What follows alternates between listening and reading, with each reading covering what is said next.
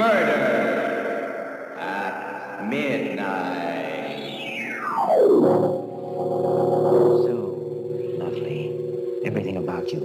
Your eyes, your lips, your lovely white throat. I can feel it pulsing under my hands, throbbing. Don't, Frank, you're hurting me. You're choking me. No! Midnight, the witching hour when the night is darkest, our fears the strongest, and our strength at its lowest ebb. Midnight, when the graves gape open and death strikes. How? You'll learn the answer in just a minute in Till Death Do Us Part.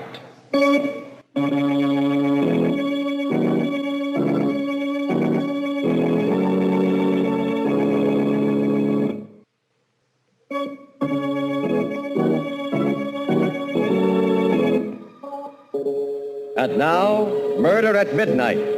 Tales of mystery and terror by radio's masters of the macabre. Our story by Joseph Ruskell is Till Death Do Us Part.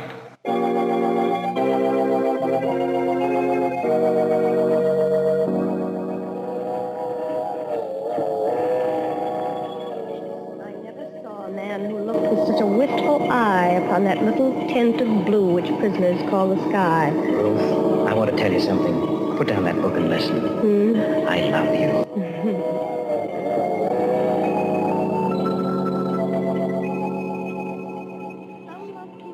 Some too long, some sell and others buy. Some do the deed with many tears and some without a You sigh. hear me, Ruth? I love you. Some do it with a bitter look, some with a flattering word. Professor Clark. Yes, Professor Clark. Love me, darling. Wildly? Put the book away. Almost there now. Bridal suite waiting. Oh, Frank, promise you'll always love me. Till death do us part.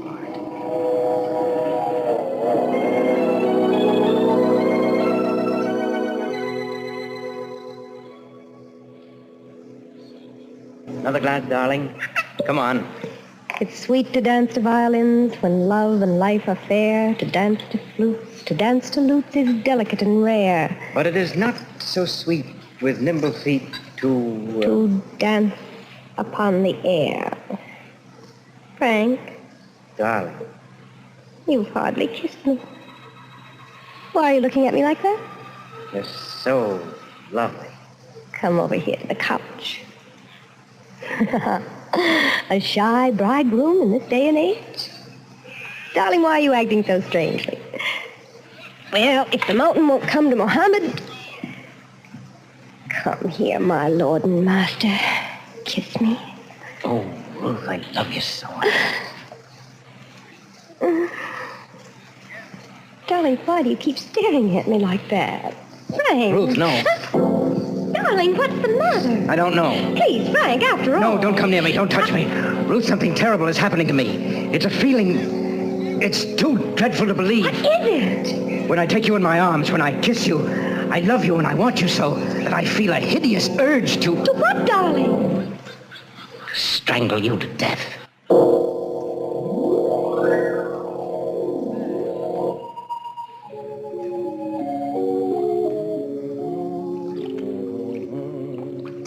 Darling? Hurry, dear. The waiter just brought in breakfast. What are you doing? Shaving. Finishing up now. Morning, Professor. Morning, Professor. Life is wonderful. Wonderful. Now, Thank you. leave us enter the parlor, husband. Yes. Leave us eat, my bride. Ah! What feast is this that tempts me palate? Fall to, spouse. Ah! Citrus, my favorite ice squirt. I'm so happy I feel like dancing. It's sweet to dance to violin Yes, that's right. How's it go? It's sweet to dance to violin. when love and life are fair. Eat, dear. What's wrong? I guess I'm not very hungry. Frank, you're thinking of that incident last night again. You are, aren't you? How could I have said that to you? I can't understand it. What got into me? Now, darling, you're to forget it. Don't talk about it anymore. Don't even think of it. It was just your little joke. Some joke. Wonder I didn't frighten you to death. Well... The funny thing is, the next minute I was laughing at myself, and so were you. But when I said it, Ruth, I can't explain it. I can't eat now. Frank. It was like an obsession. Yes, that's it. It was an obsession. Ruth, you're a psychologist. What does it mean?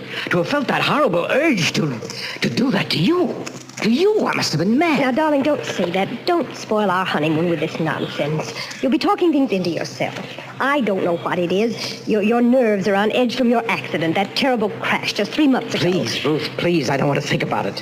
I can still see it, that horrible, twisted wreck. Well, you're lucky you're alive. Be thankful I am. She was hitting 80, showing off. I couldn't stop her, that daffy little sister of yours. Darling. I'm sorry, dear. I'm sorry. I dare say I felt as awful about it as you did. Brilliant student, could have been one of my best if she'd ever opened a book. The poor kid, what a way to die. Maybe if I hadn't accepted a lift to town, who knows, she might still be... Now, please, darling, let's forget it. It's not good for you. You haven't been at all yourself ever since then. No, I haven't. Have I?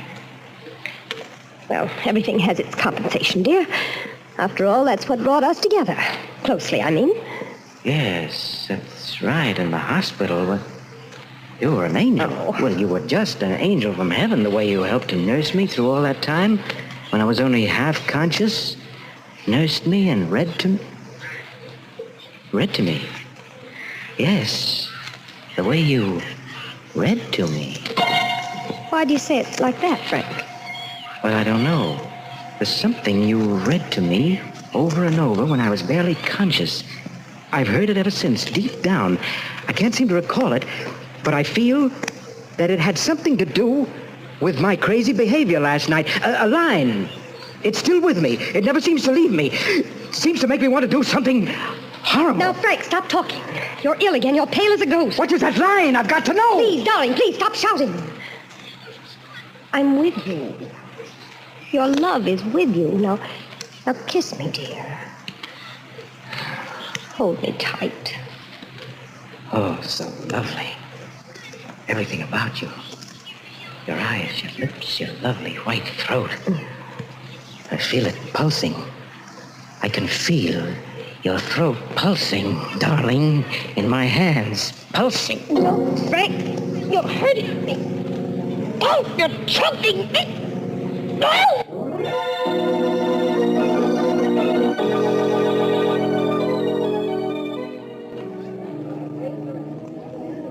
Yes, sir. I'm checking out.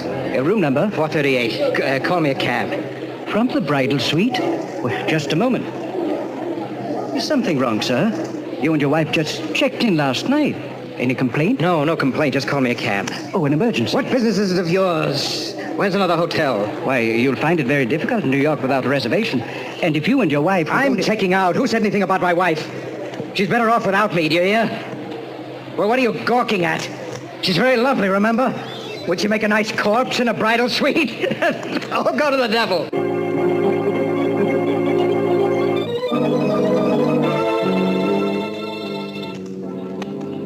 Where to now, mister?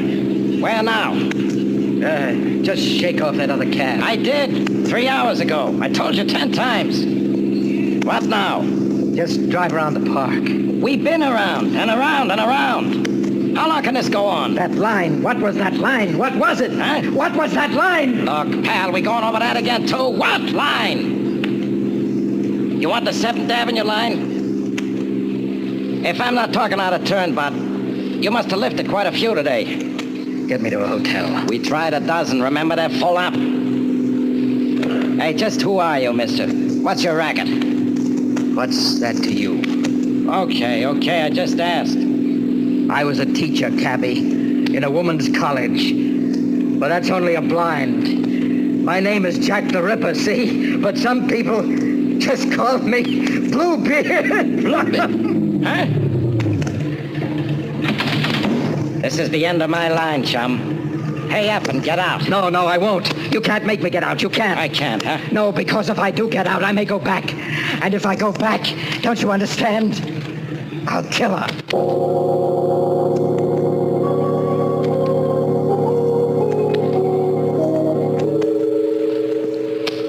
richer, for poorer, in sickness and in health, till death do us part. A bridegroom, dazed and obsessed, standing on a city street, fearing to return to his bride, because he knows if he does, it will mean murder at midnight.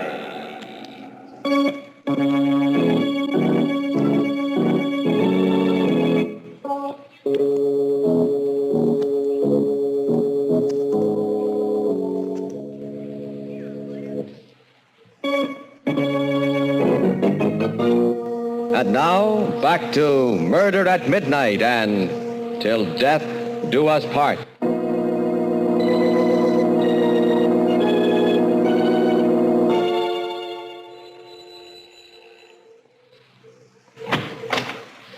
Yes?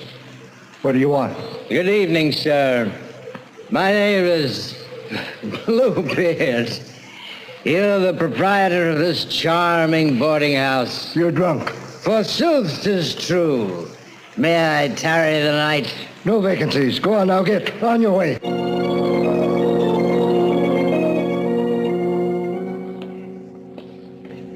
Where's his room? Top floor, rear, Mrs. Clark. He came in about an hour ago, drunk as you please, and he asked for a single. I'm not one to rent to drunks, mind you, but I can see he's real educated. And a gentleman, though a queer one, if you ask me, with his eyes all bloodshot.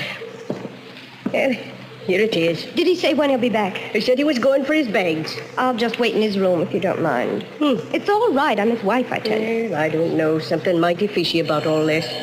Well, excuse me, there's the hall phone. If it's not one thing, it's another. All right, all right. Hello? Yes? Who? Who? Oh, just a minute. It's him, ma'am. He wants to talk to the lady who just came in. Let me speak to him. Hello, Frank. I saw you go in. What are you doing in my house? Darling, it's so good to hear your voice again. I was so worried. Answer me, what are you doing there? How did you know where to find me? I've been following you everywhere. I don't want you to leave me, darling. I love you. Get out of there. Stop haunting me. I'm no good for you. Haven't you had enough? Go away. I won't. You need me. I'm your wife. Come back to me, Frank. Come back. How can you still want me? What are you inviting? Why don't you take a train home? Do you want to die? You know I'll kill you the next time we're alone. You know I've gone mad. Now, don't say that. You're just ill, and I'll nurse you back to health. Oh, Frank, this is your wife talking. What sort of spineless thing do you suppose you've married? What would you have me do? Run to the police and ask them to protect me from my husband? Run to the police and cry that the man I love wants to kill me? Run to the police and tell them... Police? That's right. Of course. Why didn't I think of that before? No, Frank! Frank! Frank, what are you going to do?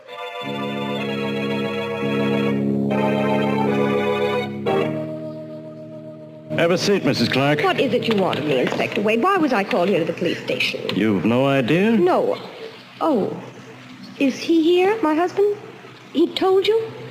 But I thought he was just drunk. Oh, I told him not to come here. I told him not to. Then it's all true? This beats anything I've ever heard. Man loves wife so much he wants to strangle her.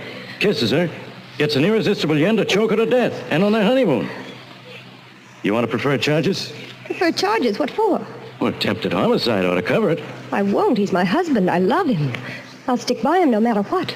But he ought to at least be sent to Bellevue for a mental... Oh, no, you won't. There's nothing mentally wrong with Frank. Nothing at all. It's simply nerves, the result of an accident he had recently.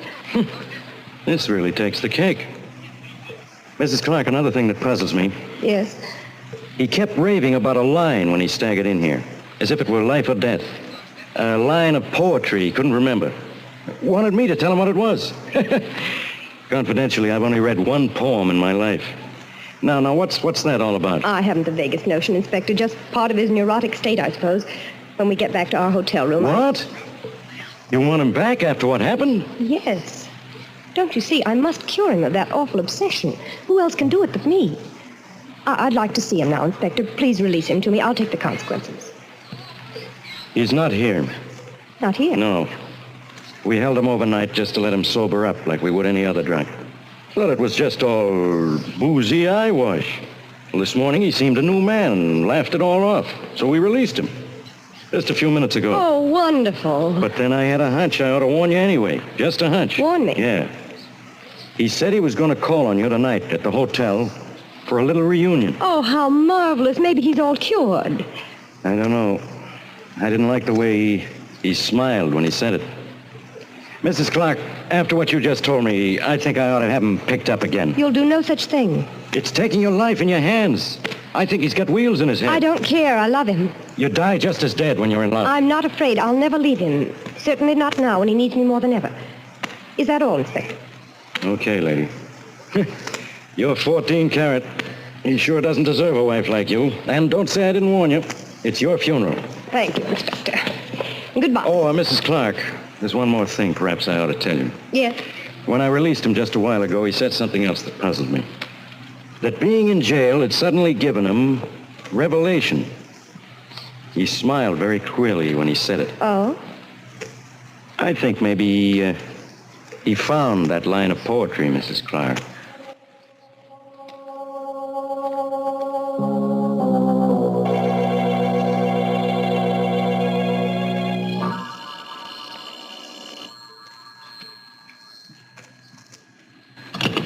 Hello?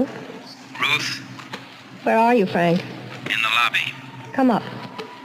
I don't know exactly what your game is, my sweet bride, but I'm warning you. I've had a revelation. I know. It's high time. I'm going to finish it, Ruth, this time. You asked for it. Come up, Frank. Sure? Sure. Your funeral.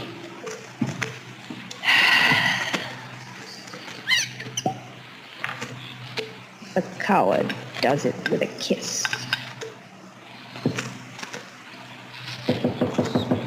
Come in, Frank. The door's open. Throwing a party, my dear? Yes, Who's invited? you and I. What are we celebrating? An uninvited guest at our honeymoon. Death has come with you, hasn't it, this time? Yes. Shall we drink to him? Why not? You still love me, Frank? Yes, I still love you. But I love you better when you're dead for what you've done. How much do you know? Not enough. It came to me in jail last night. The jail had something to do with it. How, I still don't know, but enough to make me remember something you whispered in the hospital when I was just coming to. You said, "I'll get my revenge, Frank. Do you hear me? I'll get my revenge." Splendid. A from memory. What else?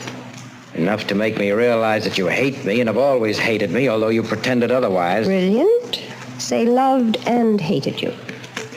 Go on. And that somehow, I don't know myself in what way, but I'm sure it must be a very clever way, as your psychology students would agree, you've been coldly, deliberately torturing me, trying to make me think myself a maniac, or have others think so. Close enough.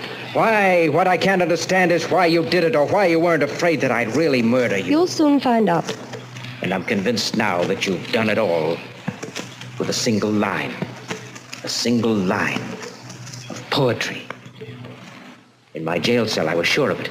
The very walls seemed to tell me, I don't know why, that it was a line that you kept reading to me at the hospital, over and over and over again, that made me think I wanted to kill you. And what was that line? That's what I'm going to find out, right now. Don't come any closer, Professor. You know, it's perfectly ridiculous. Looking at you now, close to you where I can almost touch you, that crazy obsession is still with me. I laugh at it intellectually. I know that you've tricked me into it by some very obvious power of suggestion, but I still feel that way. Don't come any nearer. I'm warning you. Isn't it eerie? I still love you and can strangle you for my love. And will. Stay where you are. You're not going to kill me, darling. I'm going to kill you.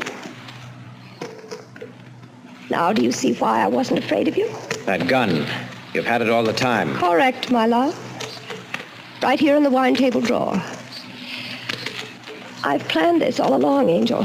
From the very first. Before we were even married. Yes, your intuition was right. From the day you and my little sister were brought to the hospital after the accident. From the day she died. And the doctor said you'd pull through. I planned it all.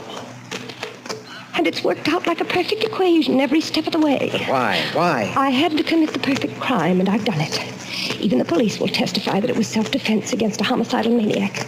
And when they find you here with a bullet in your head, they'll congratulate me. But what's this all? I still don't It had to be the perfect crime because I must go free. You see, one life has already paid for yours. And quart for quart, your blood is worth no more than my family's. I don't understand this at all. What did I ever do? You killed my sister.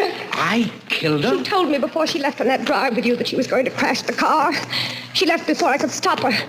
She told me everything, Frank, including what you'd done to her. Everything. I see. So that's it. Well, I don't suppose it would be of any use my trying to convince you. No use. I've waited a long time for this moment. Revenge is sweet. And it was such fun to torture you. I used a weapon I knew. Of course, it was power of suggestion. Sure, you guessed it. But what a pity you don't know the line yet. What was it? What was it? Tell me. Tell me. Don't keep me in torture. Keep back. Think hard, Frank. Think all around it. What about a jail and the revelation it gave you? What about a famous poet who wrote a famous poem while in jail? Why? Yes? Oscar Wilde. That's it. Yes, that's it from Oscar Wilde, a ballad. Of course, a ballad. The Ballad of Reading Jail. How could it ever have escaped me? Why, you witch, you've even been reading from it on our honeymoon. But what part? What verse? What line? What was the line? Don't take another step or I'll pull the trigger. Give me the line. I say I still can't think of the line. Keep back or I'll shoot. Oh, no, you won't. One more step and I'll shoot. Tell me that line or I'll kill you.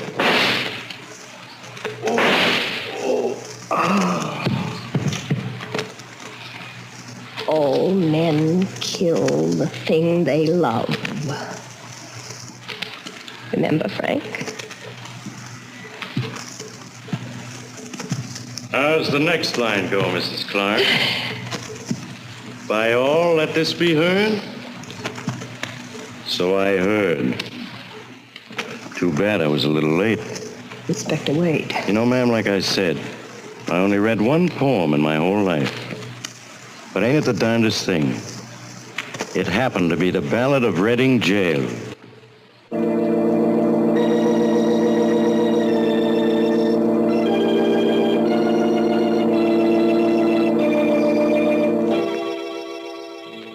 Till death do us part. A honeymoon in the bridal suite. Red wine spilled on the table. And red blood on the floor as the clock strikes 12 for murder at midnight.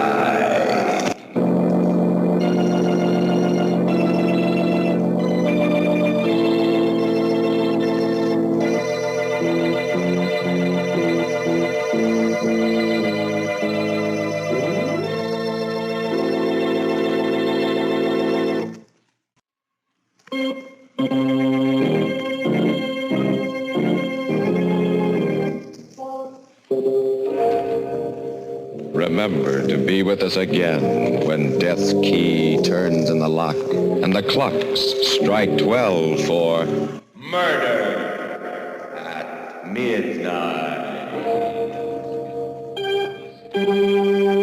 The part of Professor Ruth Clark was played by Elspeth Eric.